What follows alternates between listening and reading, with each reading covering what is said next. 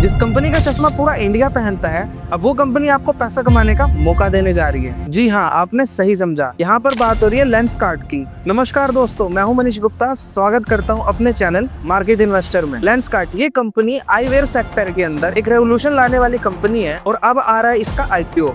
और आज के इस वीडियो के अंदर हम इस आईपीओ का पूरा डिटेल में एनालिसिस करेंगे, कंपनी के बिजनेस मॉडल से लेकर के कंपनी की वैल्यूएशन, फाइनेंशियल्स, जीएमपी और यहाँ तक की लिस्टिंग गेन तक, ये सब कुछ हम फुल कवर करेंगे। चलिए इस वीडियो को शुरू करते हैं और पता लगाते हैं ये आईपीओ जस्ट हाइप वाला है या फिर इस आईपीओ के अंदर बनेगा सचमुच पैसा। फिलहाल इस आईपीओ की जो जीएमपी है वो 30% से ऊपर है। करेंट की जीएमपी के हिसाब से पर नोट पर आपको 4000 से ऊपर का यहाँ पर लिस्टिंग गेन देखने को मिल सकता है। बाकी ये लिस्टिंग गेन है, ये टाइम टू टाइम पर चेंज होते रहते हैं। तो चलिए शुरुआत करते हैं कंपनी से कि कंपनी करती क्या है और इसका बिजनेस मॉडल क्या है। आप में से मैक्सिमम सभी को पता होगा लेंसकार्ट एक ऐसी कंपनी है जो आईवीआर पे काम करती है। इस कंपनी की जो शुरुआत हुई वो 2008 के अंदर हुई है और इनके एमडी को कौन नहीं जानता, नाम है उनका पीयूष गोयल, जो कि शार्क टैंक के अंदर भी ये आते हैं। इस कंपनी का जो बिजनेस मॉडल है वो D2C है, यानी ये कंपनी डायरेक्ट चश्मों को मैन्युफैक्चर करती है और अपने कंज्यूमर तक सेल आउट करती है। इसी से इस कंपनी का जो मार्जिन है वो काफी ज्यादा इंक्रीज हो जाता है। इस कंपनी के अंदर कोई भी मीडियोकर नहीं है, यानी कि इसके अंदर कोई भी बिचौलिया नहीं है। ये कंपनी डायरेक्ट मैन्युफैक्चर करके अपने आईवेयर को सेल आउट कर देती है अपने डिफरेंट स्टोर से। लेंसकार्ट का जो नेटवर्क है वो पूरे ऑल इंडिया के अंदर फैला हुआ है।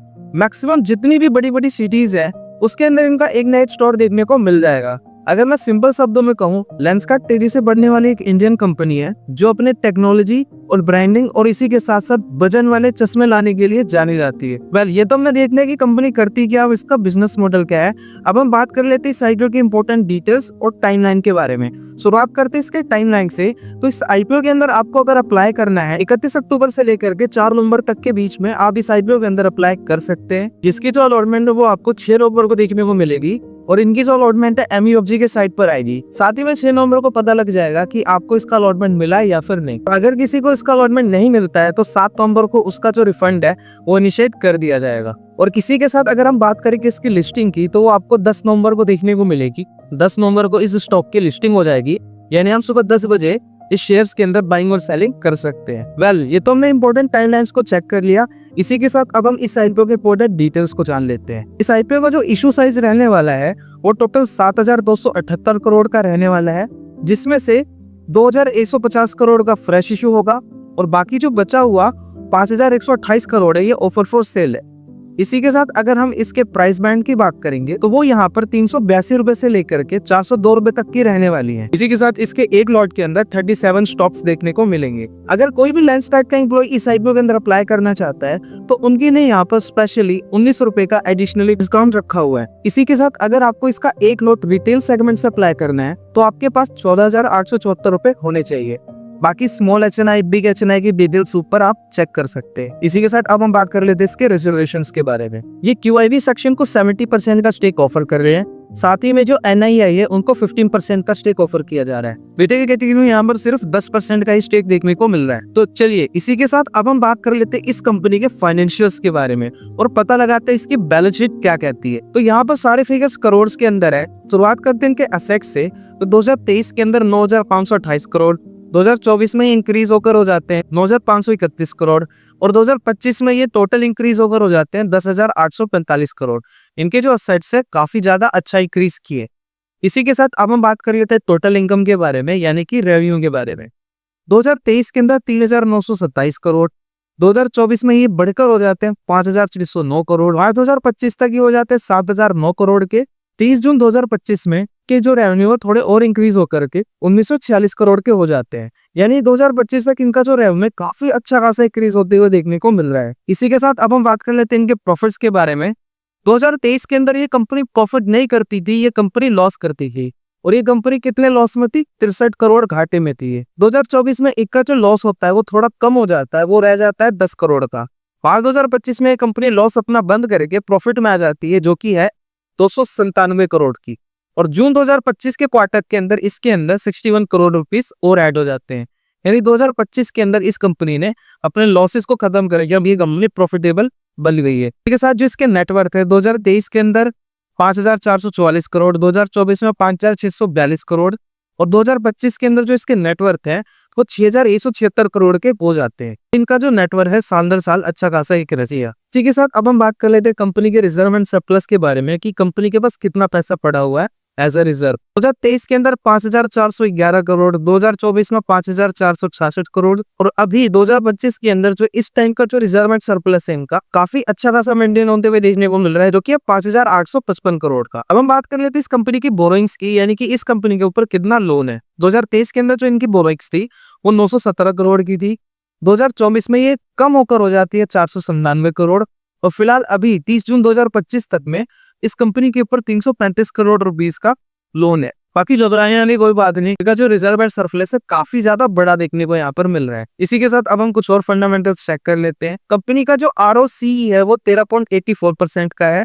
इसी के साथ जो इनका EBITDA मार्जिन है वो 14.60% का देखने को मिल रहा है। वही अगर हम बात करेंगे इस कंपनी की पी रेशो की तो वो 227.27 की देखने को मिल रही है। इसके पी से हमें कहीं भी नहीं पता लगता इसकी वैल्यूएशन काफी ज्यादा हाई है। वेल ये तो मैं कंपनी के फंडामेंटल्स और साथ ही में कुछ फाइनेंशियल्स को चेक कर लिया। अब हम बात कर लेते हैं ये कंपनी अपने IPO से मिलने वाले पैसे का करेगी क्या। इनके ऑब्जेक्टिव्स को चेक करके पता लगा है, जिसको आप देख सकते हैं। ये कंपनी अपने IPO में से जो पैसा मिलने वाला है उसमें से 272 करोड़ रुपीस अपने कैपिटल एक्सपेंडिचर के लिए रखेगी। इसी के साथ ये कंपनी 591 करोड़ रुपीस अपने लीज, रेंट और एग्रीमेंट जैसे होने वाले एक्सपेंडिचर पर खर्च करेगी। इसी के साथ कंपनी 213 करोड़ रुपीस अपने टेक्नोलॉजी और क्लाउड पे खर्च करेगी, जिससे ये कंपनी अपने टेक्नोलॉजी सेगमेंट के अंदर काफी ज्यादा इंक्रीज करेगी। और इसी के साथ इसके ऑब्जेक्टिव में 320 करोड़ की जो लास्ट की अमाउंट है ये अपने एडवर्टाइजमेंट, ब्रांड मार्केटिंग इस पे खर्च करेगी। फिलहाल इसके ऑब्जेक्टिव से ये पता लग रहा है कि कंपनी अपने ग्रोथ को लेकर काफी ज्यादा सीरियस है। वेल ये तो हमने सारी चीजें डिस्कस कर ली और सारी चीजें पता लगा ली। अब हम बात कर लेते हैं अपने मेन कंक्लूजन पे कि इस IPO के अंदर अप्लाई करना सही रहेगा या फिर नहीं। कंक्लूजन जानने से पहले आपसे एक छोटी सी रिक्वेस्ट है, हम बहुत ही मेहनत से और हार्डवर्क से अपने एनालिसिस करते हैं और आप तक ये वीडियोस को लेकर आते हैं, तो प्लीज हमारी मेहनत की कदर करते हुए इस वीडियो को लाइक करके चैनल को जरूर सब्सक्राइब करें, ताकि हम ऐसी यूजफुल वीडियोस आप तक पहुंचाते रहे। तो प्लीज हमारे चैनल को जरूर सब्सक्राइब करें। वेल अब हम बात कर लेते हैं अपने मेन कंक्लूजन के बारे में। इस पूरे IPO को एनालाइज करते टाइम हमें दो फैक्टर सबसे ज्यादा इंटरेस्टिंग लगे। पहला तो ये जो ये कंपनी थी पहले लॉस में थी, लेकिन अब ये कंपनी एक अच्छा खासा प्रॉफिट मेंटेन कर रही है और ये कंपनी अभी प्रॉफिटेबल हो चुकी है। और दूसरी चीज हमें ये पता लगे कि इस कंपनी की जो वैल्यूएशन है कहीं ना कहीं थोड़ी महंगी नजर आ रही है। बाकी एक और चीज यहाँ पर देखने को मिल रही है, इनका जो बिजनेस सेगमेंट है उसके अंदर कोई और कंपनी दूर दूर तक नजर नहीं आती है लेकिन काफी ज्यादा छोटी है, इसीलिए इस कंपनी को एक मोनोपोली का एडवांटेज मिलता है, जिसकी वजह से इसके जो महंगे वैल्यूएशन है वो भी कहीं ना कहीं जस्टिफाई हो जाएंगे। तो अब सवाल यह आता है कि इस IPO के अंदर हमें क्या करना चाहिए। तो उसका जवाब यह है कि इस टाइम पर इस IPO को लेकर काफी ज्यादा हाइप नजर आ रही है। अगर आपको इसके IPO के अंदर अप्लाई करना है तो अभी जल्दीबाजी करनी ठीक नहीं रहेगी। इस IPO के दूसरे दिन इसके GMP को देख करके अगर इसकी GMP अच्छी खासी नजर आती है तो आप इसके अंदर अप्लाई करने का सोच सकते हैं। अगर आपको स्टॉक मार्केट और GMP के अपडेट्स चाहिए तो आप हमारे टेलीग्राम ग्रुप से जुड़ सकते हैं। वहां पर हम डेली जितने भी नए IPO आते हैं उनकी इंपॉर्टेंट डिटेल्स और साथ ही में उनके इंपॉर्टेंट GMPs को हम वहां पर पोस्ट करते रहते हैं। हमारे टेलीग्राम चैनल का लिंक डिस्क्रिप्शन में, आप वहां से जाकर के ज्वाइन कर सकते हैं, बिल्कुल ही फ्री ऑफ कॉस्ट है। तो वेल इस वीडियो को यहाँ तक देखने के बाद आपको अच्छे से आइडिया लग चुका होगा कि ये कंपनी कैसी है और इसके अंदर क्या पॉजिटिव्स है और क्या नेगेटिव्स है। सो यहाँ तक इस वीडियो को देखने के लिए आपका दिल से धन्यवाद। अगर आप म्यूचुअल फंड्स के बारे में जानना चाहते हैं और सीखना चाहते हैं तो आप हमारी ये वाली प्लेलिस्ट को चेक कर सकते हैं। बाकी मैं मिलूंगा इन वीडियोस के अंदर, तब तक के लिए आप अपना ख्याल रखिए। गुड बाय, जय हिंद।